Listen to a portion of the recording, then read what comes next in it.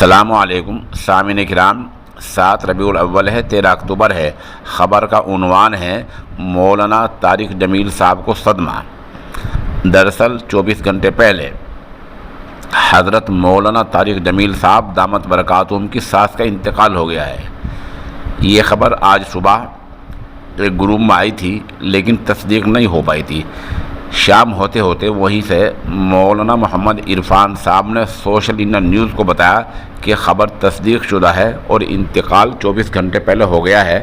انا للہ و انا الیہ راجعون۔ آپ کو بتلا دیں کہ دنیا ہے، یہاں جو آیا ہے اس کو جانا ہی ہے۔ قال اللہ تبارک و تعالی اذا جاء اجلهم لا يستأخرون ساعة ولا يستقدمون۔ جب موت کا وقت آ جاتا ہے تو لمحہ بھی نہ آگے ہو سکتا ہے نہ پیچھے ہو سکتا ہے۔ بہرحال حضرت مولانا کو صدمہ پہنچا ہے۔